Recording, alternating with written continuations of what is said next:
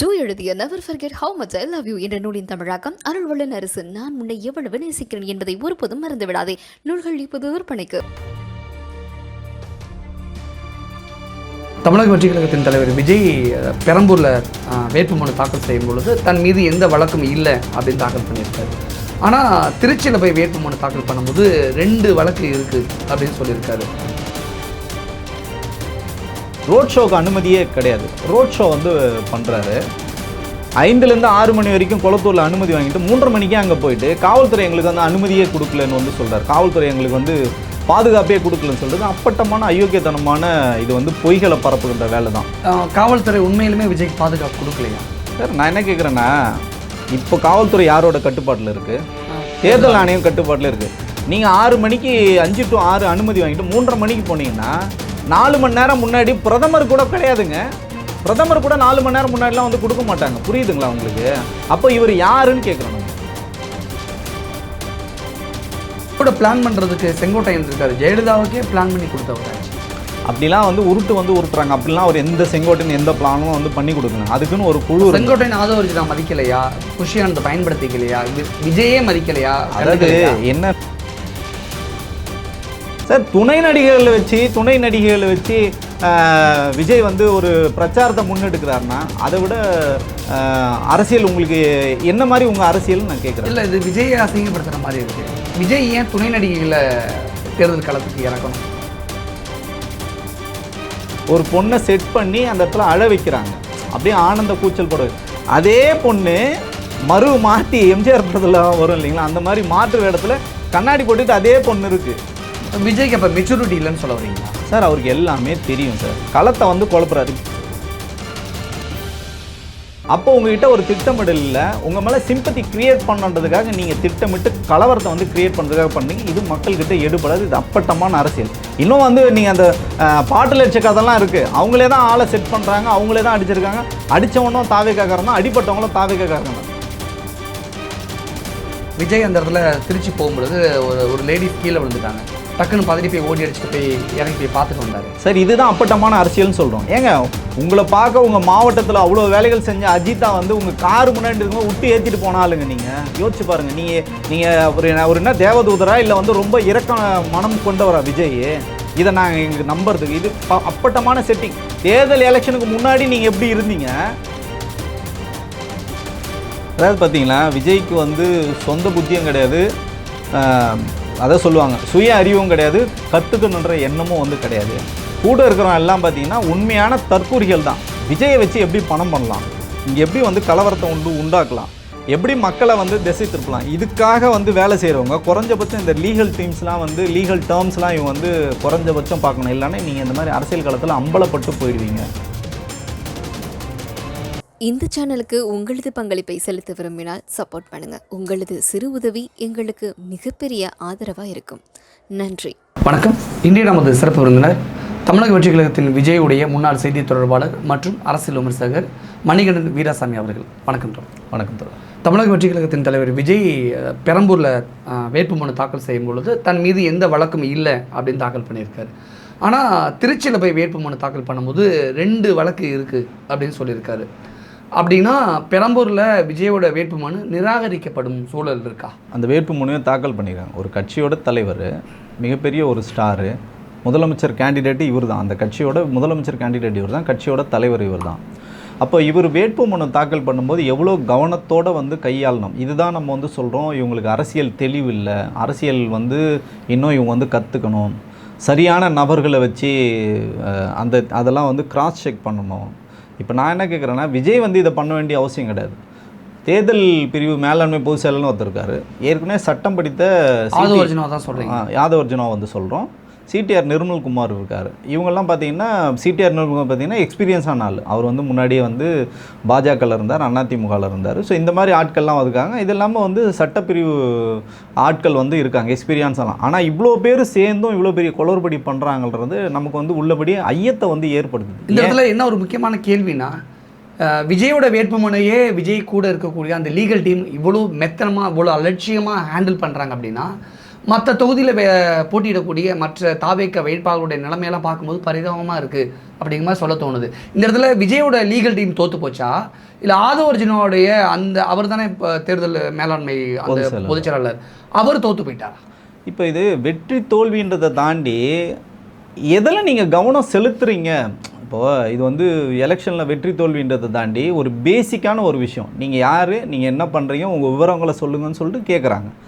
அதை கூட எனக்கு வந்து அந்த தரவுகளை கூட நான் வந்து சரியாக தரமாட்டேன், நான் வந்து மறைப்பேன், நிறைய விஷயங்களை மறைப்பேன்னு சொல்கிறது. அப்போது உங்களுக்கு என்ன வெளிப்படைத்தன்மை இருக்குது? அப்போ சட்டத்தை நீங்கள் உள்ளபடியே நீங்கள் மதிக்கிறீங்களா அப்படின்ற ஒரு மிகப்பெரிய ஒரு கேள்வி. நீங்கள் கேட்டது ஒரு அருமையான கேள்வி. இப்போ ஒரு தலைவர் விஜய்க்கு வேலை செய்யறதுக்கு இவ்வளோ பேர் இருக்காங்க, ஒரு சாமானிய தொண்டன் அவனுக்கு வந்து எத்தனை பேர் வந்து சப்போர்ட் பண்ணுவாங்க? தலைமை கழகத்தில் தான் யாரும் போய் சப்போர்ட் பண்ணுவாங்க. அவரே யாராவது ஒரு லோக்கல் அட்வொகேட்டை பிடிச்சி அந்த மாதிரி தான் வந்து ஃபீல் பண்ணுவாங்க. இவங்க யாருக்குமே வந்து என்ன சொல்கிறதுனா பெரிய முன் அனுபவமே வந்து இல்லாத நபர்கள். ஸோ அப்போ எத்தனை பேரோட இது வந்து வேட்புமனு ரிஜெக்ட் ஆகும்னு நமக்கு வந்து தெரியவே தெரியல.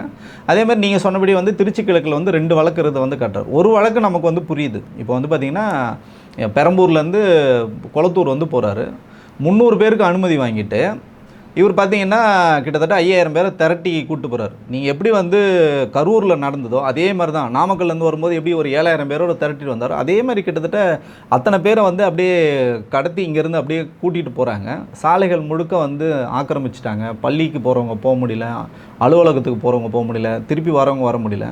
அதே மாதிரி பார்த்திங்கன்னா இவருக்கு வந்து ரோட் ஷோக்கு அனுமதியே கிடையாது. ரோட் ஷோ வந்து பண்ணுறாரு. 5லேருந்து 6 மணி வரைக்கும் கொளத்தூரில் அனுமதி வாங்கிட்டு 3:30 மணிக்கே அங்கே போயிட்டு காவல்துறை எங்களுக்கு வந்து அனுமதியே கொடுக்கலன்னு வந்து சொல்கிறார். காவல்துறை எங்களுக்கு வந்து பாதுகாப்பே கொடுக்கலன்னு சொல்கிறது அப்பட்டமான அயோக்கியத்தனமான இது வந்து பொய்களை பரப்புகின்ற வேலை தான். காவல்துறை உண்மையிலுமே விஜய்க்கு பாதுகாப்பு கொடுக்கலையா சார்? நான் என்ன கேட்குறேன்னா, இப்போ காவல்துறை யாரோட கட்டுப்பாட்டில் இருக்குது? தேர்தல் ஆணையம் கட்டுப்பாட்டில் இருக்குது. நீங்கள் 6 மணிக்கு 5 to 6 அனுமதி வாங்கிட்டு 3:30 மணிக்கு போனீங்கன்னா 4 மணி நேரம் முன்னாடி பிரதமர் கூட கிடையாதுங்க. பிரதமர் கூட 4 மணி நேரம் முன்னாடிலாம் வந்து கொடுக்க மாட்டாங்க. புரியுதுங்களா உங்களுக்கு? அப்போ இவர் யாருன்னு கேட்குறோம் நம்ம. நீங்கள் சார் எதிர்க்கட்சி தலைவர் போகிறாருங்க எல்லா இடத்துக்கும், எதிர்க்கட்சி தலைவருக்கு பாதுகாப்பு கொடுக்குறாங்க. எங்கேயாவது எதிர்க்கட்சி தலைவரை சொல்லுங்களேன், எடப்பாடி அவர்களை சொல்லுங்கள், எனக்கு அனுமதி கொடுக்கல, பாதுகாப்பு கொடுக்கலன்னு சொல்லுங்கள். அவங்கக்கிட்ட திட்டமிடல் இருக்குங்க. குறித்த நேரத்துக்கு வந்து போகிறாங்க. ஒரே நாளில் 7 தொகுதி 8 தொகுதி பார்க்குறாருங்க. நீங்கள் 4 பாயிண்ட்டுன்னு சொல்லிட்டு 2 பாயிண்டில் நீங்கள் விலகி வந்துட்டீங்க. நீங்கள் குற்றச்சாட்டு எடுத்துக்கணும்.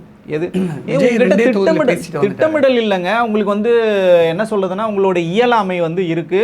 2 நிமிஷம் 5 நிமிஷம் தாங்க பேசுறீங்க, அதுக்கு எதுங்க இவ்வளோ அலப்பறைன்னு கேட்க. கூட பிளான் பண்ணுறதுக்கு செங்கோட்டையன் இருக்காரு, ஜெயலலிதாவுக்கே பிளான் பண்ணி கொடுத்தவராச்சு. அப்படிலாம் வந்து உருட்டுறாங்க. அப்படிலாம் அவர் எந்த செங்கோட்டையன் எந்த பிளானும் வந்து பண்ணி கொடுக்கலங்க. அதுக்குன்னு ஒரு குழு. செங்கோட்டையன் ஆதவர்ஜுனா மதிக்கலையா, புஷ்யானத்தை பயன்படுத்திக்கலையா, விஜயே மதிக்கலையா? அதாவது என்னன்னா இங்கே வந்து ஒரு மிகப்பெரிய ஒரு குளறுபடி வந்து இருக்கு. அவங்கள முன்னிலைப்படுத்திக்கிறதுல தான் அவங்க வந்து இருக்காங்க. இப்போ ஆதவர்ஜுனா பார்த்தீங்கன்னா மைக்கு பிடிச்சா அவர் வந்து பேசணும், அவ்வளோதான் அவருக்கு வந்து தேவை. பொய்களை பொருட்டுகளை வந்து அள்ளி விடணும். எதிர்கட்சிகள் வந்து சரமாரியாக குற்றச்சாட்டுகள் சொல்லணும். அதை தாண்டி எங்ககிட்ட என்ன இலக்கு இருக்குது, நாங்கள் என்ன வந்து இது வந்து சரியில்லைன்னா இதுக்கு என்ன மாற்று எங்ககிட்ட இருக்குன்னு. இப்போது எதிர்க்கட்சி தலைவர் சொல்கிறாருங்க, திமுக இந்த திட்டம் வந்து கொடுத்துருக்காங்க, அதிலேருந்து நான் பெட்டராக இதை கொடுக்குறேன்னு சொல்கிறாங்க. ஏன்னா மக்கள் நம்புவாங்க. ஏன்னா இவங்க வந்து ஏற்கனவே ஆட்சி பண்ணியிருக்காங்க. மக்களுக்கு ஒரு நம்பிக்கை வந்து வரும். 2 கட்சி தாங்க இங்கே வந்து போட்டியே. விஜய் சொல்கிற மாதிரிலாம் வந்து திமுக தாவேகாலாம் போட்டிகளை, அண்ணா திமுக தான் இங்கே வந்து களத்தில் வந்து இருக்காங்க.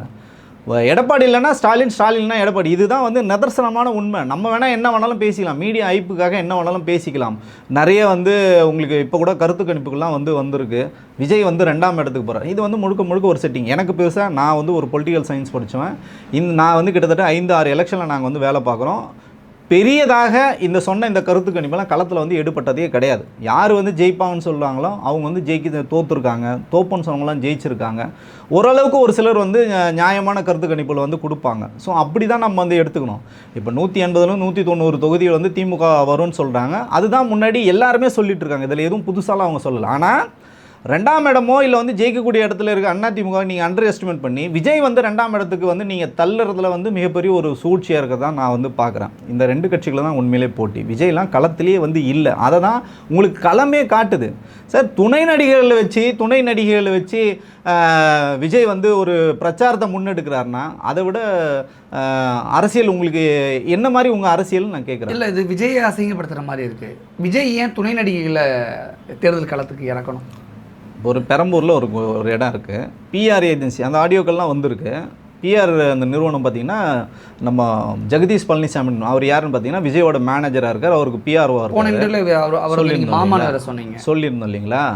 ஸோ அவர் வந்து என்ன பண்ணுறாருன்னா அசைன்மெண்ட் வந்து கொடுக்குறாரு. எங்கே போனாலும் வந்து விஜயை பார்த்து மக்கள் வந்து அப்படியே விஜய் வந்து ஒரு கடவுளை நேரில் கண்டா எப்படி ஒரு பக்தன் வந்து கொந்தல் அப்படியே ஒரு ஆனந்த பெருக்கில் வந்து கண்ணீர் வருமோ அந்த மாதிரி வரணும்னு சொல்லிட்டு ஒரு பொண்ணை செட் பண்ணி அந்த இடத்துல அழ வைக்கிறாங்க, அப்படியே ஆனந்த கூச்சல் போட.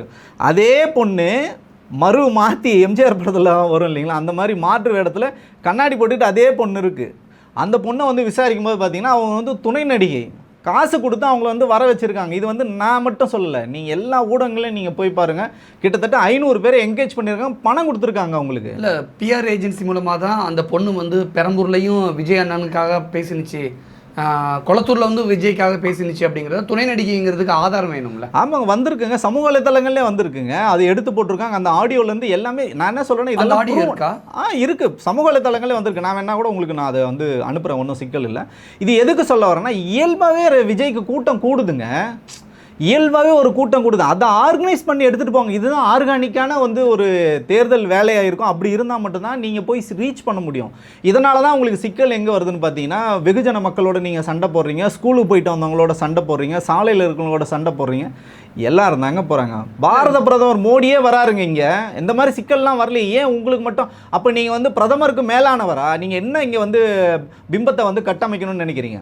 நீங்கள் அவ்வளோ தூரம் அலப்பறை பண்ணிட்டு போனீங்கல்ல, 5 ஸ்பீக்கருக்கு உங்களுக்கு அனுமதி கொடுத்துருக்காங்க, 30 ஸ்பீக்கர் எப்படி நீங்கள் எந்த தைரியத்தில் நீங்கள் கட்டுறீங்க சொல்லுங்கள்? ஒரு அடிப்படை உங்களுக்கு வந்து ஒரு சட்டத்தை நீங்கள் மதிக்கின்ற ஆளாக இருந்தால் உங்களை வந்து எப்படி உங்களுக்கு அனுமதி கொடுப்பாங்க? எதன் அடிப்படையில் வந்து எலெக்ஷன் ஆஃபீஸர் வந்து உங்களுக்கு வந்து அனுமதி கொடுப்பாங்க? அவர் தான் கையெழுத்து போடுறாரு, அந்த ஆஃபீஸர் உங்களுக்கு கையெழுத்து போடுறாரு. சரி, விஜய் ஒழுக்கமாக வந்துட்டு போகிறார். நீங்கள் போகிற இடம்லாம் பிரச்சனைங்க, 1 டன் செருப்பாள்னாங்க ரோட்டில் பெரம்பூரில்.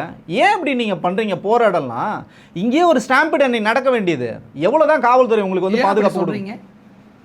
ஏன் அவ்வளோ கூட்டங்கள் இவங்க திட்டமிட்டு கூட்டுறாங்கன்னு சொல்லணும். 300 பேருக்கு அனுமதி வாங்கிட்டு 5000 பேர் எதுக்கு நீங்கள் திரட்டுறீங்க? கரூர் நெரிசல் சம்பவம் மாதிரியே கொளத்தூரில் நடக்க வேண்டியது, பெரம்பூரில் நடக்க வேண்டியதுன்னு ஏன் தொடர்ந்து ஊடகங்களை சொல்லிக்கிட்டு இருக்கு? அந்த இடத்துல நிறைய பேர் மயக்கம் போட்டு விழுந்திருக்காங்க சார். காவல்துறை தான் பேர் மயங்கினாங்க, நிறைய பேர் மயக்கம் போட்டு வந்திருக்காங்க. காவல்துறை தான் ரெஸ்கியூ பண்ணுறாங்க. எதுக்கு நீங்கள் சார், நான் பெரம்பூரில் முடிஞ்சிச்சு இல்லை, நீங்கள் அங்கேயே கட் பண்ணக்கூடாதா? எதுக்கு நீங்கள் வந்து ஊர்வலமாக வந்து கூட்டு போகிறீங்க? என்ன மாப்பிள்ளை ஊர்வலமா சொல்லுங்கள்? பெண் அழைப்பு நடக்குதா இல்லை மாப்பிள்ளை ஊர்வலம் நீங்கள் போகிறீங்க? ரோட் ஷோக்கு பர்மிஷன் வாங்கலையா? பர்மிஷனே இல்லைங்க, இவங்களும் கேட்கலங்க, அரசாங்கமும் கொடுக்கலங்க. எதன் அடிப்படையில் நீங்கள் போகிறீங்க? அப்போ உங்களுக்கு யார் மேலே உங்களுக்கு வந்து மரியாதை இருக்குது? இல்லை யாரை நீங்கள் வந்து நம்புறீங்க சொல்லுங்கள்? சட்டத்தையும் நீங்கள் நம்பலை, வெகுஜன மக்களையும் நீங்கள் வந்து தொந்தரவு பண்ணுறீங்க, நீங்கள் பர்மிஷனும் வாங்கலை. எதன் அடிப்படையில் நீங்கள் இப்படி போகிறீங்க? யாருமே பண்ண முடியாதுங்க. இல்லை, அதை தான் நானும் கேட்குறேன். விஜய்க்கு பெரிய வரவேற்பு இருக்குன்னு நீங்களே சொல்லிட்டீங்க. அப்படி இருக்கும் பொழுது ஏன் ஜூனியர் ஆர்டிஸ்ட்டை ஏன் நம்பணும்? ஏன் பிஆர் ஏஜென்சி மூலமாக 500 பேர் 1000 பேர் விஜய் ஏன் களத்தில் இறக்கி அள வைக்கணும்?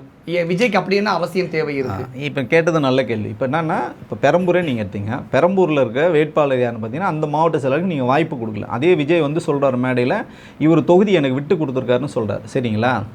அப்போது நீங்கள் குறைஞ்சபட்சம் அந்த இடத்துல ஒரு மாவட்ட செயலர் பாதிக்கப்பட்டிருக்காரு, அந்த தொண்டர்களை யாராவது ஒருத்தர் பேசணும்ல, தலைமையிலேருந்து கூப்பிட்டு பேசணும்ல. இப்போ தலைவர் வராருப்பா, இத்தனை பேர் வாங்கன்னு சொல்லணும்ல. அந்த தொண்டர்களுக்கு அனுமதியே இல்லை. நீங்கள் தான் ஏற்கனவே பார்த்தீங்கன்னா வாங்கினது 300 பேருக்கு நீங்கள் அனுமதி. நீங்கள் நல்லா புரிஞ்சுக்கணும், இதில் இருக்க நுண்ணு அரசியல் நீங்கள் வந்து புரிஞ்சுக்கணும். 300 பேருக்கு நீங்கள் அனுமதி வாங்கிட்டு நீங்களே வந்து பார்த்தீங்கன்னா வெளியாட்களை 500 பேரை நீங்களே நிரப்பிட்டுங்க. தலைமை கழகத்துலேருந்து 500 பேரை வர வைக்கிறான், அவங்களே நிரப்பிட்டான். இப்போ இந்த தொண்டன் எங்கே வந்து நிற்பான்? லோக்கல் தொண்டன் எங்கே சார் வந்து நிற்பான்? அவனுக்கு தான் சார் தெரியும், அந்த லோக்கல் பாலிடிக்ஸ் அவனுக்கு தான் தெரியும், அவன் ஜியோ மேப் அவனுக்கு தான் தெரியும், எந்த தெருவுக்கு வந்து விஜய் வரணும், எங்கே போகணுன்றது அவனுக்கு தாங்க தெரியும். பொதுமக்களுக்கு, ஊர் சைடு இருக்கக்கூடிய பொதுமக்களுக்கு புரியாது. விஜய் 500 ஜூனியர் ஆர்டிஸ்ட்டை இறக்கி வச்சு அள வச்சாரு அப்படின்னா புரியாது. அந்த ஜூனியர் ஆர்டிஸ்ட் யாரு அப்படின்னு பொதுமக்களுக்கு புரிய வைக்கணும்ல. அதாவது அவங்க என்ன பண்ணுவாங்க, அவங்களுடைய ரோல் என்னன்னு? அவங்க சினிமாவில் இருக்காங்க, அவங்கள நம்ம வந்து கொச்சைப்படுத்தலை, ஓகேங்களா? அவங்க வந்து ஒரு சினிமாவில் போவாங்க. இப்போ ஒரு பெரிய காட்சி நடக்குது, இப்போ விஜயே வந்து ஒரு பொதுமக்கள் கிட்ட பேசுகிற மாதிரி ஒரு காட்சி இருக்குன்னா அப்போ என்ன பண்ணுவாங்கன்னா, வெகுஜன மக்கள்கிட்ட பப்ளிக்காக வச்சு அந்த ஷூட்டிங் வந்து நடத்த முடியாது. அவங்கள நான் வந்து இப்போ நான் ஒரு சினிமாவில் நடிக்கிறேன்னா நான் நினச்சாலாம் போய் நடிச்சிட முடியாது. நான் பார்த்தீங்கன்னா அந்த நடிகர் சங்கத்தில் நான் உறுப்பினர் ஆகணும், அதுக்கு ஒரு தொகையை வந்து கட்டணும். அந்த மெம்பர் ஆகிட்டேன்னா எனக்கு தினசரி வேலைகள் வந்து அவங்க கொடுப்பாங்க. இந்த படம் இன்றைக்கி விஜய் படம் இருக்கும், நாளைக்கு விஷால் படம் இருக்கும், நாளைக்கு அஜித் படம் இருக்கும், எந்த படம் வேணாலும் இருக்கும். அவங்க வந்து அந்த யூனியன் மூலயமா வந்து போவாங்க, சம்பளம் வந்து அந்த யூனியன்லேருந்து வந்து கொடுப்பாங்க. ஸோ இப்படி தான் வந்து இதுதான் வந்து சினிமா. இது வந்து ஒரு தொழிலாளர் சங்கம். இது அதிலிருந்து ஆட்களை இவங்க வந்து வர வச்சுருக்காங்க. பிஆர் ஏஜென்சி வந்து பேசி, ஏன்னா அவர் பார்த்திங்கன்னா ஒரு சினிமா நிறுவனம் தான் நடத்துகிறார். பிஆர் ஏஜென்சி என்னன்னு பார்த்தீங்கன்னா நடிகைகளை வந்து என்கரேஜ் பண்ணுறது, அவங்களோட கால் ஷீட்டை வந்து பார்க்குறது, அவங்க எந்த படத்தில் வந்து புக் பண்ணுறது, இந்த மாதிரி வேலைகள்லாம் பார்க்குறது தான் அந்த பிஆர் ஏஜென்சி. சாரி, அது வந்து பார்த்திங்கன்னா ரூட்டுன்ற பேரில் அவர் வந்து வச்சுருக்காரு. இது அரசியலுக்காக வந்து பிஆர் ஏஜென்சின்னு ஒன்று வச்சுருக்காரு. ரெண்டுத்துக்கும் எம்டி பார்த்திங்கன்னா திரு ஜெகதீஷ் பழனிசாமி. அவர் யாருன்னா விஜய்க்கு மேனேஜரு ப்ளஸ் வந்து அவரோட பிஆர்ஓவாக இருக்கார். சினிமாவில் அவருக்கு வந்து பிஆர்ஓ இருக்கார். ப்ளஸ் வந்து ஜனநாயகன் படத்துக்கு அவர் வந்து கோ ப்ரொடியூசராகவும் இருக்கார். ஸோ இவர் தான் இந்த வேலைகளை செய்யும்போது அந்த முதல் வரிசையில் எல்லாரும் நீங்கள் அவங்கள நிரப்பிட்டீங்கன்னா, விஜய்க்காக உயிரை கொடுத்தவன், விஜய்க்காக வேலை செஞ்சவன், விஜய்க்காக வந்து கட்சியில் இருக்கிறவங்க, அந்த பொறுப்பாளர்கள் பின்னாடி இருக்காங்க. இதை தாண்டி விஜயை பார்க்கணும் ஆர்வத்தில் ஒரு கூட்டம் வந்து வருது. இப்போ இந்த எல்லா கூட்டமும் சேர்ந்ததுன்னா நீங்கள் எப்படி உங்களால் சமாளிக்க முடியும்? காவல்துறை எப்படி உங்களை சமாளிப்பாங்க? இதுதான் இங்கே வந்து சிக்கல். எனக்கு என்ன டவுட்டுனா, விஜய் பெரம்பூரில் 500 ஜூனியர் ஆர்டிஸ்ட் 1000 ஜூனியர் ஆர்டிஸ்ட்டை களத்தில் இறக்குறாருன்னீங்களே, இதே தான் விஜய் கரூரில் பண்ணாரா? 1000 2000 ஜூனியர் ஆர்டிஸ்ட்டை இறக்கி விட்டதுனால தான் அவ்வளோ பெரிய மக்கள் நெரிசல் ஏற்பட்டு 41 பேர் உயிரிழந்தாங்களா? இப்போ நமக்கு இந்த தரவுகள் வந்து கிடைச்சிருக்குல்ல, அந்த தரவுகள் வந்து அங்கே கிடைக்கல. நம்ம வந்து சும்மா போகிற போக்கில் நம்ம வந்து குற்றச்சாட்டு சொல்கிற ஆள் நம்ம வந்து கிடையாது. ஆனால் அங்கே இன்னொரு கரூரில் விஜய் சினிமா ஷூட்டிங் நடத்தினான்னு இப்போ அதுதான் சொல்ல வரேன். நிறைய மீடியா சொன்னிச்சு. அப்போ விஜய் கரூரில் இதே மாதிரி ஜூனியர் ஆர்டிஸ்ட்டை 1000 கணக்கில் இறக்கி விட்டு இருக்கலாம், அந்த மக்கள் அலையை ஏற்படுத்தினாரா செயற்கையா? இருக்கலாம், அது நமக்கு தெரியுது. ஆனால் அங்கே பயன்படுத்தப்பட்ட கேமராக்கள் சினிமாவுக்கு பயன்படுத்துகிற கேமராக்கள், அதில் நமக்கு மாற்று கருத்து இல்லை. அங்கே ஜூனியர் ஆர்டிஸ்ட்டை எடுத்தாங்களான்றதுக்கு ப்ரூஃப் நமக்கு வந்து கிடையாது. ஆனால் இதே கூட்டம் வந்து பெரம்பூரில் இருக்கும்போது தான், பெரம்பூரில் இருக்க கூட்டம் வந்து அங்கேயும் இருக்குது, உங்களுக்கு குளத்தூர்லேயும் இருக்கும்போது தான் அவங்கள கட்டம் கட்டி போடுறாங்க. அவங்கள வந்து பின்புலத்தெல்லாம் வந்து ஆராய்ஞ்சிருக்காங்க. இது காவல்துறையும் அதில் வந்து இவங்களை வந்து விசாரிச்சிருக்காங்க. விசாரித்து அவங்ககிட்ட அந்த அடையாள அட்டைகள்லாம் வந்து வாங்கியிருக்காங்க. அதனால தான் இதை வந்து கன்ஃபார்ம் பண்ணுறாங்க. செய்திகளாக இன்றைக்கி எல்லா ஊடகங்களையும் வருது. இங்கே நீங்கள் அங்கே பார்த்தீங்கன்னா ஜூனியர் ஆர்டிஸ்ட்டை வர வச்சாங்கன்னு நமக்கு தெரியாது. ஆனால் அந்த வேனுக்குள்ளே அந்த படத்தோட இயக்குனர் இருந்திருக்காங்க, இன்னும் முன்னணி நடிகைகள் வந்து இருந்திருக்காங்கன்னு சொல்கிறாங்க. கரூரில் விஜய் வந்து பயணப்பட்ட அந்த வேனில் ஏன் அதனால தான் பார்த்தீங்கன்னா அவர் அந்த பாயிண்ட்டுக்கு வந்து போகணுன்னு சொல்லிட்டு அவங்க சொல்கிறதே பார்த்தீங்கன்னா, காவல்துறை வந்து சொல்கிறாங்க சார் இங்கே பைபாஸ்லேயே நில்லுங்கன்னா, அதை தாண்டி வராங்க சார் இதுக்கு மேலே போக முடியாதுன்னு சொல்லும்போது, இல்லைங்க எங்களுக்கு கேமரா வியூ பாயிண்ட் அங்கே தான் இருக்குது, எல்லா பக்கமும் 4 பக்கம் கேமரா வச்சுருங்க. அந்த கேமரா எதுவும் பார்த்தீங்கன்னா 60 ட்ரோன் வச்சு எடுத்திருக்காங்க. அதை தாண்டி இது எல்லாம் பார்த்தீங்கன்னா ஹைடெக் கேமரா, சினிமாவுக்கு பயன்படுத்தக்கூடிய கேமராக்கள் இருந்திருக்காங்க. அந்த டெக்னீஷியன் காலையிலே வந்து ஒத்திகை பார்த்துருக்காங்க. இதெல்லாம் வந்து ஒத்திகை பார்த்துருக்காங்க. அந்த வீடியோ நானும் பார்த்தேன். ஸோ இதெல்லாம் பார்க்கும்போது முழுக்க அது சினிமா தான் சொல்லுது. அதனால தான் இன்றைக்கி பெரிய சிக்கல். ஏன் ஜனநாயகன் படம் வரல? இன்றைக்கி விஜய் திருச்சியில் கூட பேசுகிறாரு, ஜனநாயகத்துக்கு வந்து இந்த படத்துக்கு வந்து வெளியில்லை. அதுக்கு முழுக்க காரணம் விஜயோட செயல்பாடுகள் தான். இல்லை சார், விஜய் பெரம்பூரில் வேட்புமனு தாக்கல் செய்யும் பொழுதே 500 1000 ஜூனியர் ஆர்டிஸ்டோட புடைசூல வந்து விஜய்க்காக தனக்காக அழுகிற மாதிரி ஆள் செட் பண்ணியிருக்காருங்கிறீங்க. ஆனால் கரூரில் நடந்தது சினிமா ஷூட்டிங்னு ஊர் உலகமே எல்லா மீடியாவுமே பேசிடுச்சு.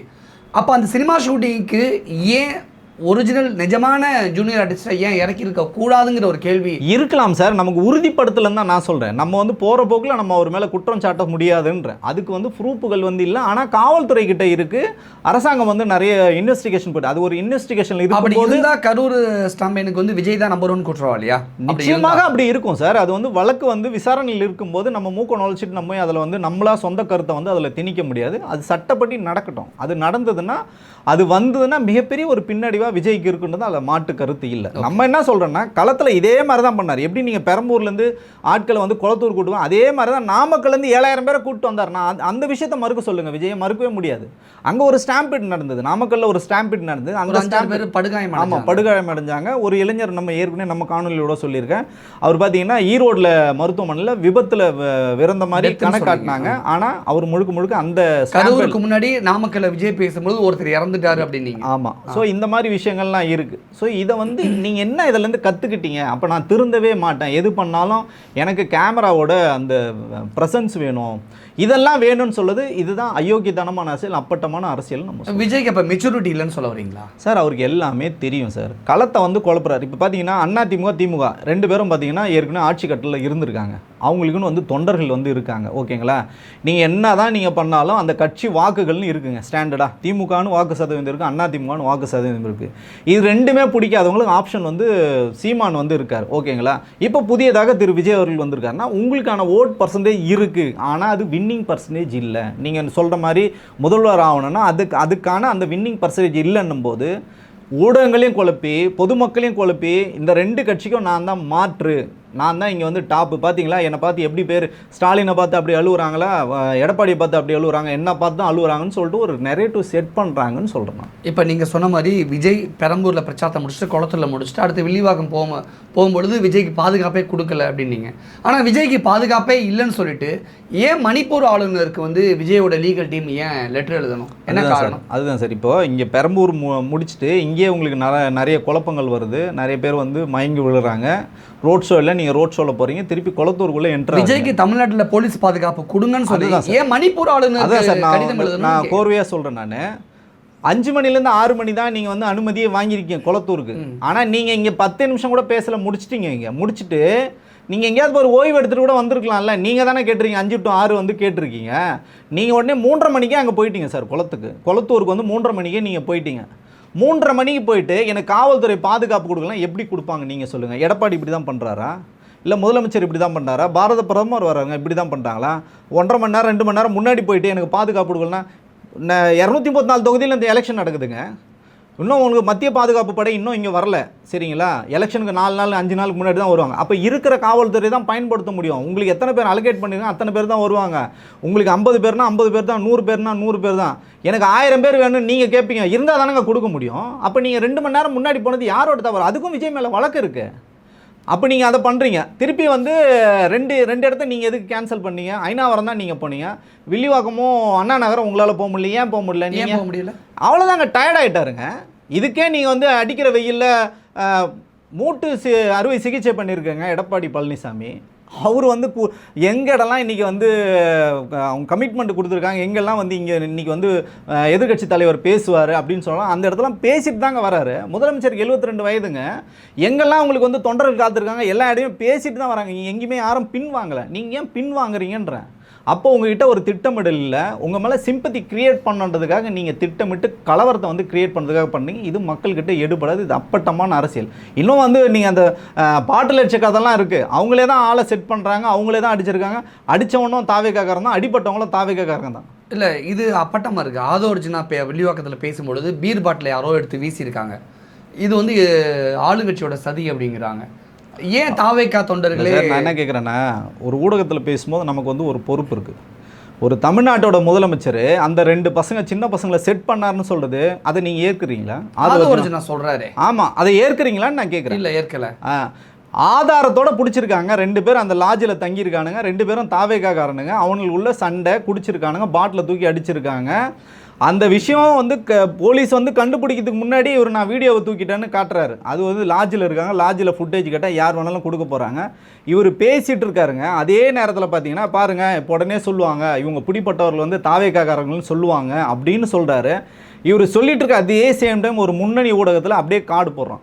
ஆதவர்ஜுனா என்ன பேசினாரோ பேசுகிறதுக்கு 5 நிமிஷம் முன்னாடியே கார்டு போட்டாங்க. இது எப்படி நீங்கள் வந்து சொல்லுவீங்க சொல்லுங்கள்? அப்போ ஊடகங்களும் நீங்கள் கையில் வச்சுக்கிறீங்க, இந்த பக்கம் கலவரத்தையும் நீங்கள் தூண்டுறீங்க.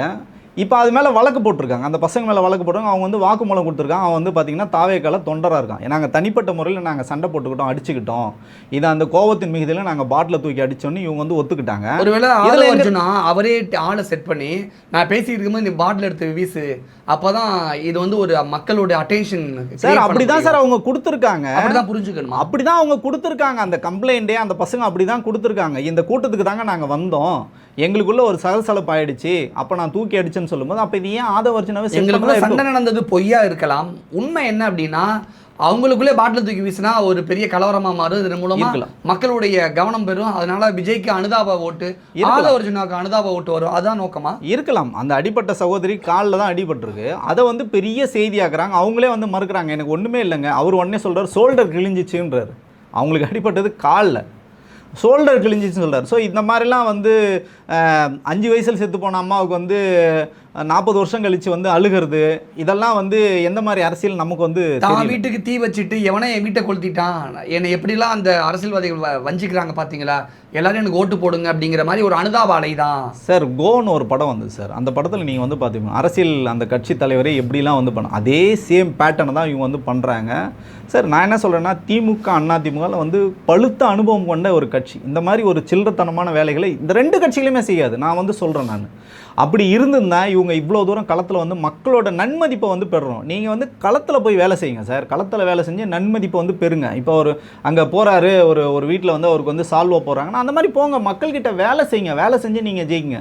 இந்த மாதிரி களத்தை குழப்புகின்ற அந்த அரசியல்லாம் வந்து இங்கே எடுப்படாது. இப்போது நான் என்ன சொல்கிறேன்னா, இங்கே அந்த பாட்டில் அடிப்பட்டவங்களுக்கு அவ்வளோ தூரம் நீங்கள் வந்து பொங்குனீங்கல்ல, உங்கள் கார் ஏறி ஒரு காவலரோட காலே உடஞ்சிருக்கு, ஆதவர்ஜனோட கார் ஏறி திருச்சி பரப்புல ஒரு காலே உடஞ்சிருக்கு. இப்போ அதுக்கு என்ன பதில் சொல்கிறாரு அவர்?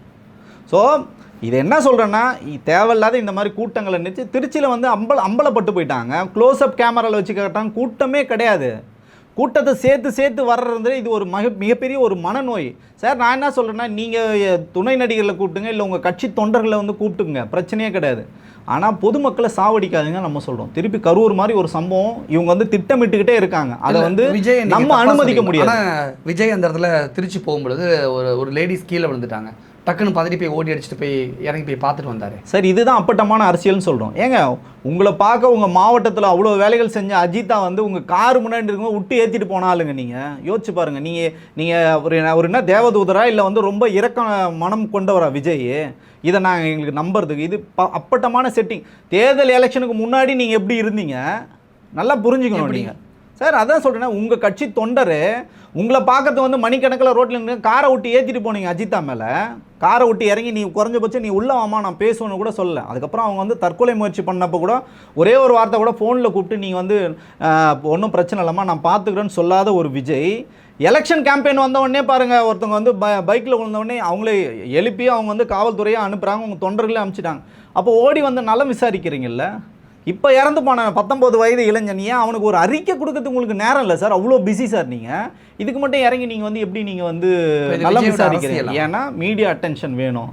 எலெக்ஷனுக்காக மக்கள் வந்து நினைப்பாங்க, பார்த்தீங்களா எவ்வளோ இறங்கின மனசு அப்படின்னு சொல்லிட்டு. ஏங்க உங்கள் குழந்தைங்களுக்கு ஃபீஸ் கட்டின பணத்தையே நான் வந்து வட்டிக்கு தான் கொடுத்தேன், நான் வந்து கடனாக கொடுத்தேன்னு சொல்லிட்டு அவ்வளோ வந்து அரகண்டு மனநிலையில் இருக்க ஒரு மனிதர் இதெல்லாம் செய்ய என்ன மனநிலை? விஜய்க்கு வந்து விஜய் தன்னுடைய சொத்து மதிப்பு இதில் வந்து என் மகனுக்கு நான் கடன் கொடுத்தேன், என் பெண் குழந்தைக்கு என் மகளுக்கு நான் கடன் கொடுத்தேன், என்னோட மனைவிக்கு கடன் கொடுத்தேன், அப்பா அம்மாவுக்கு கடன் கொடுத்தேன்னு விஜய் அஃபிடவிட்டில் காட்டியிருக்காருல, அது என்ன விதமான உண்மையா? விஜய் கடன் தான் கொடுத்தாரா மகளுக்கும் மகனுக்கும்? எப்படி நம்ம விளக்கத்துக்கும் தெரியல. இப்போ நீங்கள் தான் சொல்கிறீங்க மிகப்பெரிய ஒரு நடிகர் உச்சத்தை விட்டு வந்தால் நான் பார்க்காத பணமே இல்லைன்னு சொல்கிறீங்க. இப்போ நம்ம வந்து எதுக்கு சார் கஷ்டப்படுறோம்? நம்ம அப்பா அம்மா வந்து காப்பாற்றணும், நம்ம பொண்டாட்டி குழந்தைங்களை வந்து காப்பாற்றணும். இந்த கடமையை செய்யறது இதுதான் நான் வந்து என் மகளுக்கு செய்ய வேண்டிய ஒரு கடமைன்றதை தாண்டி நான் அதை கண்டிப்பாக செஞ்சாகணும். அஸ் பர் நாம்ஸ் இது வந்து சட்டப்படி செஞ்சாகணும். அப்பா அம்மா ஒருத்தன் பார்க்கலன்னு வச்சுங்களேன், அவனுக்கு சொத்துலேயே பங்கு இல்லைன்னு இன்றைக்கி வந்து அவன் வந்து ஒரு ஹோமில் எதுவுமே விட்டாங்கன்னா அந்த மகனுக்கு சொத்துலேயே பங்கு இல்லைன்னு சட்டமே சொல்லுது. அப்படி இருக்கிற காலகட்டத்தில் அவர் திரு எஸ்ஏசி அவர்கள் சொத்தெல்லாம் விற்று தாங்க விஜய் வந்து கதாநாயகனார். வேறு யாரும் அந்த படத்தை வந்து தயாரிக்கல, சோபா சந்திரசேகர் தான் தயாரித்தாங்க படத்தை. சந்திரசேகர் தான் படத்தை வந்து இயக்குனார். வலசரவாக்கம் பகுதியில் இருந்த பல சொத்துக்களை விற்று தாங்க விஜய்க்கு வந்து இன்றைக்கி ஒரு பெரிய ஸ்டார் ஆகினாங்க. உங்களை வச்சு படம் எடுக்க யாருமே தயாராக இல்லை. அப்படி இருந்த காலகட்டங்களில் அப்படி உருவாக்கின ஒரு தந்தை அவர் மேலே நீங்கள் வந்து கடன் கொடுத்தேன்னு சொல்கிறீங்க. அம்மாவுக்கு வந்து அதை சொல்லுவாங்கள்ல, அம்மாவோட கடனை பெத்த கடனை தீர்க்கவே முடியாதுன்னு சொல்லுங்க. ஆனால் பெத்த அம்மாவுக்கே கடன் கொடுத்தேன்னு நீங்கள் காட்டுறீங்க. மனைவி உங்களை வந்து திருமணம் பண்ணிக்கிட்டாங்க, அவங்களுக்கு வந்து கடன் கொடுத்ததா வந்து காட்டுறீங்க. சரிங்க, இதெல்லாம் கூட ஓகேங்க, நம்ம வந்து ஒத்துக்கிறோம். குழந்தைங்களுக்கு படிப்பு செலவுங்க, அமெரிக்கன் இன்டர்நேஷ்னல் ஸ்கூலில் அந்த குழந்தைங்க வந்து படித்தாங்க, அந்த ஸ்கூலுக்கு ஃபீஸ் கட்டினதை கூட நான் கடனாக கொடுத்தேன்னா அப்போ நீங்கள் யார்? இவங்களுக்கே செய்யாத நீங்கள் எதுவுமே தெரியாத இந்த வெகுஜன மக்களுக்கு நான் வந்து செய்வேன், ஒரு அண்ணனா செய்வேன், அண்ணன் சீர் செய்வேன், தாய்மாமன் சீர் செய்வேன் சொல்றதெல்லாம் அப்பட்டமான அயோக்கியத்தனமான அரசியல் தான். அப்போ பெரம்பூரில் தேர்தலில் அந்த அஃபிடவிட்டில் விஜய் சொல்லியிருக்காருல, மகளுக்கும் மகனுக்கும் மனைவிக்கு அம்மாவுக்கெல்லாம் கடன் கொடுத்தேன்னு சொல்லியிருக்காருல, அப்போ அந்த தேர்தல் வேட்புமனு செல்லுமா செல்லாதான்? இல்லை அதெல்லாம் செல்லுங்க. இப்போ நீங்கள் உங்கள் வருமானத்தை காட்டுறீங்க, ஸ்ப்ளிட் பண்ணி நீங்கள் காட்டுறீங்க, அது வந்து நம்ம வந்து லீகல் டேர்ம்ஸில் நீங்கள் வந்து சொல்ல மாட்டோம். நீங்கள் ஒரு மனசாட்சி உள்ள மனிதராக நீங்கள் அதை கொஸ்டின் கேட்கலாமா கண்டி? சட்டப்படி நீங்கள் ஒருத்தர் கடன் உங்களுக்கு இருக்கிறதையும் நீங்கள் காட்டணும், கொடுத்ததையும் நீங்கள் வந்து காட்டணும். அப்போ எவ்வளோமான குரூரமான புத்தி உள்ளவர் தான் நம்ம இதில் வந்து சுட்டி காட்டணும் கண்டி. அதுக்காக ஒரு அந்த அஃபிடவிட்டில் ஆஸ் பர் நாம்ஸ் அவர் சொன்னது வந்து லீகல் பிரகாரம் வந்து எடுத்துக்கலாம். ஓகே, இப்போ என்ன ஒரு டவுட் அப்படின்னா, ஏற்கனவே கேட்டது மாதிரி விஜய்க்கு பெரம்பூரில் தாக்கல் பண்ண வேட்புமனுவில் கேஸ் இல்லை, திருச்சியில் கேஸ் இருக்குது. விஜய்க்கு போலீஸ் பாதுகாப்பு இல்லைன்னு சொல்லிட்டு ஆளுநர் மணிப்பூர் ஆளுநருக்கு கடிதம் எழுதுறாங்க. விஜய் கூட இருக்கக்கூடிய அந்த லீகல் டீம் வேஸ்டான டீமா? விஜய் அந்த லீகல் டீமை மாற்றணுமா? அதாவது பார்த்தீங்கன்னா விஜய்க்கு வந்து சொந்த புத்தியும் கிடையாது, அதை சொல்லுவாங்க சுய அறிவும் கிடையாது, கற்றுக்கணுன்ற எண்ணமும் வந்து கிடையாது. கூட இருக்கிறவங்க எல்லாம் பார்த்தீங்கன்னா உண்மையான தற்கூறிகள் தான். விஜயை வச்சு எப்படி பணம் பண்ணலாம், இங்கே எப்படி வந்து கலவரத்தை உண்டாக்கலாம், எப்படி மக்களை வந்து திசை திருப்பலாம், இதுக்காக வந்து வேலை செய்கிறவங்க குறைஞ்சபட்சம் இந்த லீகல் டீம்ஸ்லாம் வந்து லீகல் டேர்ம்ஸ்லாம் இவங்க வந்து குறைஞ்சபட்சம் பார்க்கணும். இல்லைன்னா நீங்கள் இந்த மாதிரி அரசியல் காலத்தில் அம்பலப்பட்டு போயிடுவீங்க அப்படின்றதான் நம்மளோட நோக்கமாக இருக்குது. நீங்கள் வந்து போலீஸ் பாதுகாப்பு கேட்குறதுக்கு அவர் வந்து மணிப்பூர் ஆளுநர் கூட இப்போ கிடையாது. அவருக்கு போய் நீங்கள் வந்து கடிதம் ஏற்கனவே பார்த்தீங்கன்னா தலைமை தேர்தல் அதிகாரிக்கும் இந்திய தேர்தல் அதிகாரிக்கும் வந்து வித்தியாசம் தெரியாமல் கடிதம் வந்து ஏற்கனவே இங்கே வந்து எழுதியிருக்காங்க. விஜயோட லீகல் டீம் ஏன் இவ்வளோ தூரம் அலட்சியமாக இருக்காங்க, என்ன காரணம்? அலட்சியமாக இல்லைங்க, அவங்க பார்த்தீங்கன்னா ஆர்எஸ்எஸ் டீமாக இருக்காங்க. நீங்கள் எல்லாமே பார்த்தீங்கன்னா ஆர்எஸ்எஸ்ல வந்து அவனை எடுத்து போட்டு வச்சுருக்கணும். அப்படி வச்சுருந்தீங்கன்னா உங்களுக்கு எப்படி டேர்ம்ஸ் தெரியும்? நீங்கள் வந்து திமுக அண்ணா திமுகவில் போய் பாருங்கள், அந்தந்த ஒரு வழக்கறிஞர் எவ்வளோ தூரம் வந்து அந்த டேர்ம்ஸ்லாம் வச்சுருப்பாங்க, அந்த சட்ட நுணுக்கங்கள்லாம் வந்து தெரியும். இது எதுவுமே தெரியாது. அவங்க ஃபஸ்ட்டு தயாராகவே இல்லைங்க. நம்ம அதை தான் வந்து திருப்பி சொல்லுவோம். அவங்கள குற்றச்சாட்டு நம்ம வந்து சொல்லலாம். அவங்களுக்கு வந்து தயாராகவே இல்லை, தேர்தல் காலத்துக்கு தயாராகலை, வந்து கட்சி வேலை செய்ய தயாராகலை. அவசர கோலத்தில் வந்து இதெல்லாம் பண்ணுறது வந்து இன்றைக்கி சட்டத்தின்படி இதெல்லாம் செல்லாதுன்னு தான் நம்ம சொல்லுவோம். விஜய் தாக்கல் பண்ண தேர்தல் வேட்புமனு ஒரு பக்கம் இருக்கட்டும், ஆனால் உதயநிதி தாக்கல் பண்ண வேட்புமனுல கடந்த முறை தன்னுடைய மகன் பேரை மென்ஷன் பண்ண உதயநிதி ஏன் இந்த முறை பண்ணலை? ஆனால் விஜய் தன்னுடைய மகன் பேரை மென்ஷன் பண்ணியிருக்காரு. இல்லை, அது முழுமையான விவரம் வந்து வரல. அவர் நிச்சயமாக வந்து தாக்கல் பண்ணியிருக்கார்.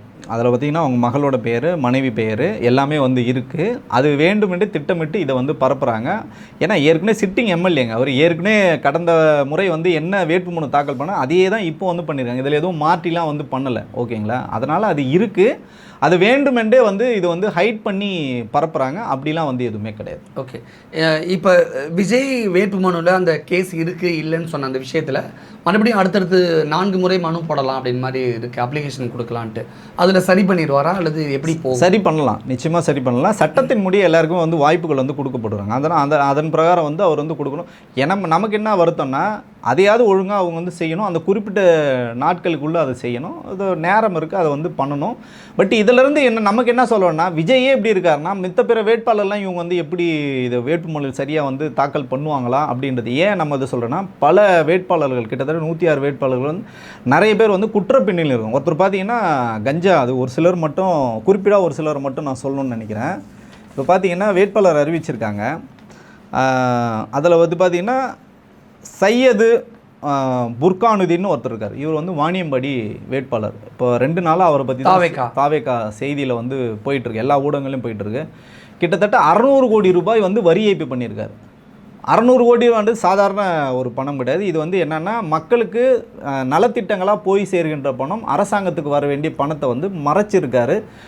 ஆயிரக்கணக்கான போலி நிறுவனங்களை வந்து இவர் வந்து ஏற்படுத்தி அரசாங்கத்துக்கு மிகப்பெரிய ஒரு இழப்பை வந்து ஏற்படுத்தியிருக்கு. அவர் தான் பார்த்திங்கன்னா வாணியம்பாடி வேட்பாளர். அப்போது இந்த மாதிரி வேட்பாளரை வச்சுட்டு நான் தான் வந்து தூய சக்தி, மக்களுக்கு நாங்கள் தான் வந்து அதிமுக சரியில்லை, திமுக சரியில்லை, நாங்கள் தான் இங்கே மாற்றத்தையே கொடுக்க போகிறோம், தமிழகத்தை நாங்கள் தான் ஆள போகிறோம்னு சொல்கிறது எந்த விதம்னு நமக்கு வந்து தெரியல. இது பார்வையாளர்கள் தான் வந்து சீர்தூக்கணும். இந்த மாதிரி பல்வேறு வேட்பாளர். இன்னொருத்தர் பார்த்திங்கன்னா கஞ்சா வழக்கில் கைதாகி 13 கிலோ கஞ்சா வச்சுருந்தார். கஞ்சா வழக்கில் கைதாகி ஜாமீனில் வெளில வந்திருக்கார் சார். அவர் 10 நாளுக்கு முன்னாடி தான் ஜாமீனில் வந்திருக்கார். அவர் தினமும் வந்து காவல் நிலையத்தில் போய் கையெழுத்து போடணும். அவர் வந்து வேட்பாளர். இந்த மாதிரி பல பேர். பூந்தமல்லி வேட்பாளர் பார்த்திங்கன்னா பாலியல் வழக்கு இருக்குது. இன்னொருத்தர் பார்த்திங்கன்னா போக்சோ வழக்கில் வந்து கைதாகிருக்கார். அவர் வந்து வேட்பாளர். இதெல்லாம் வந்து எந்த அளவுக்கு வந்து மக்கள் வந்து இவங்களெல்லாம் ஆதரிப்பாங்க அப்படின்லாம் நமக்கு வந்து தெரியல. இந்த மாதிரி சொன்னாங்கன்னா கிட்டத்தட்ட 100 பேருக்கு என்ன சொல்ல முடியும், என்கிட்ட அவ்வளோ டேட்டா வந்து இருக்குது. இதெல்லாம் வந்து கலையணும், விஜய் வந்து கலையணும். குறைஞ்சபட்சம் இந்த வேட்பாளர்லாம் மாற்றி வேறு ஏதாவது கட்சிக்காக உழைத்த தொண்டர்கள் யாராவது வேட்பாளரை மாற்றினா விஜய்க்கான வாக்கு சதவீதம் இருக்கிறதா நம்புகிறோம். சும்மா இந்த மீடியாவில் சொல்கிற மாதிரி 2ஆம் இடத்துக்கு அவர் வந்துடுவார், அவர் தான் வந்து எடப்பாடியை முந்துறாருன்னு சொல்கிறதெல்லாம் இதெல்லாம் போலித்தனமானது. இங்கே களம் வந்து திமுக அண்ணா திமுக தான். வெற்றி வாய்ப்பு இந்த 2 கட்சிகளுக்கு தான். அதை தாண்டி 3ஆவதாக விஜய்க்கு கண்டிப்பாக ஒரு பலம் இருக்குது. அந்த பலம்ன்றதை அவர் ஃபஸ்ட்டு சுய பரிசோதனை பண்ணிக்கிட்டு வந்தாருன்னா களத்தில் வந்து ஜெயிக்கலாம். ஆனால் தாவேகா வேட்பாளர்கள் கிட்டத்தட்ட 106 பேர் மாற்றுக் கட்சியிலிருந்து வந்தவர்கள் அப்படின்னு சொல்கிறாங்களே. ஆமாம், உண்மைதான். இப்போ ஏன்னா உங்களுக்கு 234 தொகுதிக்கும் வேட்பாளர் இல்லை. ஏன்னா நீங்கள் வைக்கிற கண்டிஷன் என்ன பார்த்தீங்கன்னா பணம் கொடுத்தா தான் நீ வந்து வேட்பாளர்னு சொல்லும்போது 3 கோடி ரூபா கேட்குறதா கேள்வி. 3 கோடி இல்லை, 10 கோடியிலேருந்து 15 கோடி வரைக்கும். கட்சிக்கே பார்த்தீங்கன்னா 5 கோடி ரூபா கொடுக்கணும். அதில் புசியான தனியாக வந்து 5 கோடி ரூபா கட்டிங் கொடுக்கணும். ஸோ இப்படி தான் வந்து வச்சுருக்கும்போது 10 கோடி ரூபா ஒரு சாமானிய மனிதரால் கொடுக்க முடியாது. நான் என்ன சொல்கிறேன்னா திமுக அண்ணா திமுகவில் இவ்வளோ தொகைகள் வந்து யாரும் கொடுக்க மாட்டாங்க. அவங்க வந்து ஒரு சில கோடிகள் வந்து வாங்குறாங்க. எதுக்காக வாங்குறாங்கன்னா இப்போ ஒரு 2 கோடி கொடுக்குறாருன்னா அவங்க அதோட அதிகப்படியான தொகை போட்டு எலெக்ஷன் செலவுக்காக வந்து கொடுப்பாங்க. இது வந்து நடக்கிறது தான். நீங்கள் 40 லட்சம் வந்து எலெக்ஷன் கமிஷன் செலவு தொகை வச்சுருந்தாலும் உள்ளபடியே ஒரு வேட்பாளர் கூட அந்த தொகையெல்லாம் வந்து பண்ணுறதில்ல. அதை விட அதிகமாக தான் வந்து கணக்கு வேணால் அந்த எலெக்ஷன் கமிஷன் சொன்ன அந்த இதுக்குள்ளே காட்டுவாங்களே கண்டி. அதை தாண்டி இது எல்லாமே களத்தில் இருக்கிறது தான். ஆனால் இது அப்பட்டமாக விஜய் வந்து காசுக்காக ஒவ்வொருத்தனையும் வந்து ஏலம் விட்ட மாதிரி விட்டதில் தான் இன்றைக்கி மக்கள்கிட்ட மிகப்பெரிய ஒரு கொந்தளிப்பாக இருக்குது. கட்சி தொண்டர்களே இன்றைக்கி விஜய்க்கு எதிராக நிற்கிறாங்க. நிறைய இடங்களில் வந்து வேட்பாளர் தொகுதிக்குள்ளே வரவிடாமல் தொண்டர்களே போராட்டம் பண்ணாங்க. ஏன்னா பாலியல் வழக்கு இருக்குங்க. அவனை நீங்கள் வேட்பாளராக அறிவிக்கிறீங்க. நீங்கள் யோசிச்சு பாருங்கள், அந்த லெஃப்ட் பாண்டியெல்லாம் நீங்கள் வந்து வேட்பாளராக போட்டுறீங்க. அவர் எவ்வளோ வல்கராக பேசுகிறாரு, அந்த பெண் தொண்டர்களை வந்து அவ்வளோ மோசமாக வந்து பேசுகிறாரு. இந்த மாதிரி ஆட்களை நீங்கள் வேட்பாளராக போட்டு நான் தான் களத்தில் ஜெயிப்பேன்னு சொல்கிறதும் சாத்தியம் இல்லாத ஒன்று. நீங்கள் விஜயோட முன்னாள் செய்தி தொடர்பாளராக கூட இருந்தீங்க. நீங்கள் சொல்லுங்கள், விஜய் இந்த தேர்தலில் எத்தனை தொகுதிகளில் ஜெயிக்க வாய்ப்பு இருக்குது? சார் அவங்க இப்போ நம்ம வந்து விஜய்க்கு உள்ளபடியே ஒரு மிகப்பெரிய ஒரு மாஸ் இருக்குது அப்படின்னு நம்ம நினச்சோம். பார்த்தீங்கன்னா இதெல்லாம் யார் வந்து கெடுத்துக்கிட்டாங்கன்னா விஜயே கெடுத்துக்கிட்டார். அவர் தனிப்பட்ட வாழ்க்கையாக இருக்கட்டும், அதுக்கப்புறம் திரிஷா வந்து பொதுவெளியில் கூப்பிட்டு வந்துட்டாருங்க, அதுக்கப்புறம் வேட்பாளர் தேர்வாக இருக்கட்டும், இதில் எதையாவது நீங்கள் சரியான பாதையை நீங்கள் வச்சுருந்தோம். ஆனால் வேட்பாளர் யாரையுமே விஜய் சூஸ் பண்ணவே இல்லையா? தேர்வு ஒரே ஒரு வேட்பாளர் மட்டும்தாங்க அவர் தேர்வு பண்ணார். யார்? ஒரே ஒரு வேட்பாளர். நீங்கள் பார்த்தீங்கன்னா ஸ்ரீநாத்னு சொல்லிட்டு தூத்துக்குடி வேட்பாளர், விஜயோட ஃப்ரெண்ட். அவர் வந்து விஜயோட கிளாஸ்மேட். ஓகேங்களா, ஒன்றா உட்காந்து தினமும் சரக்கு அடிக்கிறவர். அந்த கிளாஸ்மேட்? ஆமாம், அந்த கிளாஸ்மேட். அதனால தான் வந்து நாளைக்கு எலெக்ஷனில் தோத்தா கூட குடிக்கிறதுக்கு நமக்கு ஒரு கம்பெனி வேணுன்றதுக்காக ஒரே ஒரு வேட்பாளர் அவர் தேர்வு பண்ண. அந்த ஒரே ஒரு வேட்பாளர் ஏன் அதை நம்ம வந்து சொல்கிறோன்னா, தூத்துக்குடியில் உங்களுக்கு வேலை செஞ்சது யாருங்க? அஜித்தாவும் உங்களுக்கு சாமியோல தான் வேலை செஞ்சாங்க. அப்போ நீங்கள் இந்த வேட்பாளர் போட வேண்டிய அவசியம் என்ன இருக்குது? அப்போனா பாவங்க பாலாஜி என்ன பாவம் பண்ணார் சொல்லுங்கள்? உங்கள் மார்பிளெல்லாம் உங்கள் தாடி பாலாஜி வந்து உங்கள் படத்தை வரைஞ்சாரு. அப்போ அவரை நீங்கள் தூக்கி எறிஞ்சிங்கல்ல, புரியுதுங்களா? அப்போ அவர் இன்றைக்கி வெறும் ஒரு மாட்டு கட்சியில் இல்லை, நல்லபடியாக இன்றைக்கி வேறு ஒரு கட்சியில் வந்து இருக்கார். ஸோ இந்த மாதிரி விஜய் பண்ணுறதெல்லாம் பார்த்தீங்கன்னா இது அரசியலுக்கான ஒரு முதிர்ச்சி வந்து இல்லை. யார் வேணாலும் இருக்கட்டும், நான் கட்சியை லீஸு கொடுத்தேன், புசியானந்துக்கிட்டையும் ஆதவ அர்ஜுனாக்கிட்டையும் லீஸு கொடுத்தேன். லீஸுக்கு எடுத்தவங்க என்ன வேணாலும் பண்ணிட்டு போகிறோம். ஏங்க இந்த மாதிரி ஒரு லிஸ்ட்டு வருதுங்க, அந்த லிஸ்ட்டை அவர் பார்க்கவே மாட்டாருங்க, படிக்கவே மாட்டாருங்க. பேமெண்ட் வந்துச்சுங்க, கையெழுத்து போட்டு போனால் நீங்கள் எப்படி ஜெயிக்க முடியும் சொல்லுங்கள்? பேமெண்ட் வசூல் பண்ணுறதே விஜய் தானா? ஏங்க அவருக்கு தெரிஞ்சுதாங்க எல்லாமே நடக்குது. இவங்க வெளியில் சொல்கிறாங்கல்ல, எங்கள் அண்ணனுக்கு தெரியாது, விஜய்க்கு தெரியாது, எல்லாமே புசியானது பண்ணுறாரு, ஆதவ அர்ஜுனா பண்ணுறாருன்னு. கட்சி தலைவர் அவர் தான். அவர் என்ன சொல்கிறாரோ அதை தான் புசியானந்த் இப்போவும் சொல்கிறாங்க. விஜய் கண்ணசைவு காமிச்சா மட்டும்தான் வந்து புசியானந்த் வந்து இயங்குவார். அதை தாண்டி அவர் எதுவுமே பண்ண மாட்டார். எல்லாமே டிரான்ஸ்பரன்சி விஜய் கிட்ட சொல்லிட்டு தான் அவர் வந்து பண்ணுவார். ஸோ அப்படி இருக்கிற கட்சி இங்கே களத்தில் வந்து அவங்களுக்கான தேர்தல் களத்தை வந்து குழப்புறது, திமுக வந்து ஆட்சி கட்டிலேருந்து அகற்றுறது, அதிமுக வந்து அதிமுக கட்சியே இல்லை அப்படின்னு சொல்கிறது எல்லாம் பார்த்திங்கன்னா சும்மா மாய பிம்பம் தான், காணல் நீர் தான். அது வந்து பார்த்திங்கன்னா தண்ணி இருக்கிற மாதிரி இருக்கும். அந்த சாலையில் நீங்கள் நெருங்கி போனீங்கன்னா காணல் நீர் தான். அது வந்து நீர் குமிழி மாதிரி தான். அந்த நீர் குமிழி வரும், கொஞ்ச நேரத்தில் வந்து உடஞ்சி போகும். அப்படி தான் விஜயோட இந்த எலெக்ஷன். அவருக்கான வாக்கு சதவீதம் இருக்குது, ஆனால் அது வெற்றி பெறுகின்ற வாக்கு சதவீதம் இல்லை. 234 தொகுதியிலும் படுதோல்வியாளர்கள். விஜய் மாதிரி ஒரு சிலர் வந்து டெபாசிட் வாங்கலாம். எங்க ஜெயிப்பார்? ரெண்டு தொகுதியிலும் தோற்பார். ஏன் நம்ம அப்படி சொல்றோம்னா, கண்டிப்பா பெரம்பூர்ல ஜெயிக்க வாய்ப்பே இல்லை. அதை தான் நம்ம வந்து சொல்றோம். பெரம்பூர் பார்த்தீங்கன்னா தலித்துகளும் கிறிஸ்துவர்களும் அதிகமாக இருக்கின்ற பகுதி. ஆனால் அங்கே இஸ்லாமியர்களும் இருக்காங்க. அந்த இஸ்லாமியர்களும் சரி, கிறிஸ்துவர்களும் சரி, தலித்துகளும் சரி, அரசியல் தெரிந்தவர்கள். இவர் வந்து திருப்பரங்குன்ற விஷயத்தில் நான் பேசவே மாட்டேன், கவின் ஆணவ கொலை குறித்து நான் பேசவே மாட்டேன், பெரியாரை வந்து கொள்கை தலைவரை வச்சுருப்பேன். ஆனால் ஜோசியம் பார்த்து ஒரு அம்மா வந்து ஜோசியத்தின் மூலயமா புற்றுநோயை வந்து குணப்படுத்த முடியும்னு சொல்லிட்டு 10 கோடி ரூபா கொடுத்துட்டு வந்திருக்கவங்களுக்கு நீங்கள் தேர்தலில் வந்து டிக்கெட் கொடுக்குறீங்க, சீட்டு கொடுக்குறீங்கன்னா அப்போ நீங்கள் யார், என்ன மாதிரி அரசியல் பண்ணுறீங்கன்னு மக்களுக்கு நல்லா தெரியும். அதனால் பெரம்பூர் காலி. அங்கே நிற்கிற பார்த்தீங்கன்னா ஆர்டி சேகர்னு சொல்லிட்டு திமுகவோட மாவட்ட செயலர் இருக்கார், சிட்டிங் எம்எல்ஏவும் இருக்கார். அவர் ரொம்ப வலிமையாக இருக்கார். அந்த பக்கம் சரி ஓகே. திருச்சி கிழக்கு போனீங்கன்னா திருச்சி கிழக்கில் பார்த்தீங்கன்னா படித்தவர், பண்பாளவர், அவர் பார்த்தீங்கன்னா கிறிஸ்துவ நல்லிணக்கத்தோட தலைவராக இருக்கார். இனிக்கோ இருந்தராஜ், அவர் நல்லா படிச்சிருக்காரு. தொகுதி மக்களோட அதிகமான பரிசயத்தில் இருக்கார். அங்கே ஏன் நீங்கள் போனீங்கன்னா உங்களோட கிறிஸ்துவ வெள்ளாளர்கள் வந்து அங்கே அதிகமாக இருக்காங்க, உங்கள் சமூக ஓட்டு அதிகமாக இருக்குன்னா அவங்களே சொல்கிறாங்க, ஆமாங்க எங்கள் சாதி தாங்க, எங்கள் மதம் தாங்க விஜய். ஜெயிச்சா திருச்சி பக்கம் வருவாரான்னு கேட்குறாங்க. பெரம்பூராது பரவாயில்லைங்க, சென்னையில் உள்ளே இருக்க வருவார், திருச்சி பக்கம் அவர் வருவாரா சொல்லுங்கள்? அவர் வெளியில் இட்டுன்னு போகிறதே பெரிய பிரச்சனையாக இருக்கும்போது, அப்போ தினமும் அவர் வந்து சட்டசபைக்கு போகிறதுக்கே தினமும் ஒரு கிட்டத்தட்ட ஒரு 10,000 போலீஸ் பாதுகாப்பு போட்டால் தாங்க அவர் வந்து சட்டசபைக்கே போவார். பனையூர்லேருந்து சட்டசபைக்கு போகிறதுக்கே 10,000 போலீஸ் நீங்கள் தினமும் வந்து இயக்கணும். இதெல்லாம் மக்களுக்கு தெரிஞ்சு, ராஜா வேணா ராஜா நீ உன் வீட்டிலே இருந்துக்க, நாங்கள் யார் எங்கள் வேட்பாளருக்கு ஓட்டு போடணுமோ போட்டுக்கிறேன்னு சொல்லிட்டு 2 களமும் வந்து க்ளீனாக இருக்குது. விஜய் தோற்பது உறுதி, 234 தொகுதியிலும் அவங்க வந்து தோற்பது வந்து உறுதி. விஜயே ஜெயிக்க மாட்டார், விஜயே தோற்றுடுவார் அப்படிங்கிறீங்க. அதெல்லாம் ஓகே, நம்ம இன்னும் 20 நாள் கூட இல்லை, பொறுத்திருந்து பார்க்கலாம். சொன்ன மாதிரி விஜயோட வேட்புமனுவில் இவ்வளோ தூரம் குளறுபடிகள்லாம் இருக்குன்னா விஜய் கூட இருக்கக்கூடிய ஆட்கள் ஒருத்தர் கூட சரி கிடையாது. குறிப்பாக அந்த லீகல் டீமே சுத்தமாக மாற்றி அமைக்கப்பட வேண்டும் அப்படிங்கிற குரல்களும் தொடர்ச்சியாக எழுந்துக்கிட்டு இருக்குது. நம்ம அடுத்தடுத்து என்ன நடக்க போகுது அப்படிங்கிறத பொறுத்திருந்து பார்க்கலாம். நிறைய விஷயம் ஷேர் பண்ணிக்கிட்டீங்க. மக்கள் எப்படி எடுத்துக்கிறாங்க, எப்படி புரிஞ்சுக்கிறாங்க, எப்படிப்பட்ட முடிவு எடுக்க போகிறாங்கங்கிறத நம்ம பொறுத்திருந்து பார்க்கலாம். நன்றி. நன்றி.